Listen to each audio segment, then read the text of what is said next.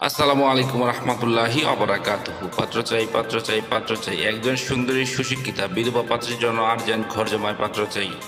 সম্মানিত ভাই, ভিডিওটি স্কিপ না করে পুরো ভিডিওটি দেখে তারপর আমাদের সাথে যোগাযোগ করবেন, আর আমাদের এই ছোট ইউটিউব চ্যানেলটি সাবস্ক্রাইব করতে ভুলবেন না।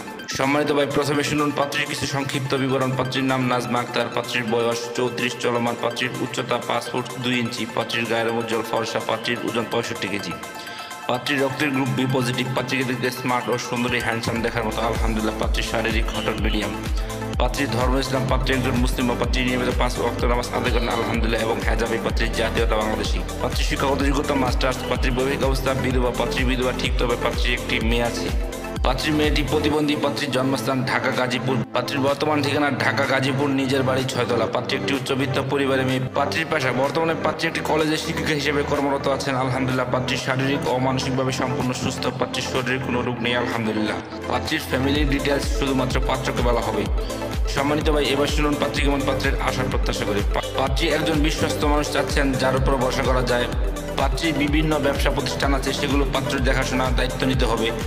এই জন্য পাত্রী একজন সৎ চরিত্রবান মানুষ চাচ্ছেন। পাত্রকে অবশ্যই ধার্মিক এবং রুচিশীল হতে হবে। পাত্রের সন্তান গ্রহণযোগ্য না। পাত্রকে অবশ্যই পার্মানেন্টভাবে পাত্রীর বাড়িতে থাকার মন মানসিকতা থাকতে হবে। পাত্রকে অবশ্যই নম্র, ভদ্র ও নামাজি হতে হবে। পাত্রের বয়স মিনিমাম 40 থেকে 45 এর মধ্যে হলে ভালো হয়। পাত্রের বৈবাহিক অবস্থা ডিভোর্স অথবা বউ মারা গেছে এমন কাউকে চাচ্ছেন পাত্রী যার কোনো পিছুটান নেই।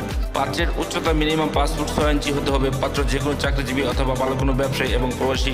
পাত্র গ্রহণযোগ্য আলহামদুলিল্লাহ। পাত্রের গায়ের রং শ্যামলা হোক বা ফর্সা, এতে কোনো সমস্যা নেই আলহামদুলিল্লাহ। পাত্রকে অবশ্যই ভালো মন মানসিকতার অধিকারী হতে হবে। পাত্র ঢাকা গাজীপুরের ভিতরে হলে ভালো হয়, আর তাছাড়া যে কোনো জেলার পাত্র গ্রহণযোগ্য আলহামদুলিল্লাহ।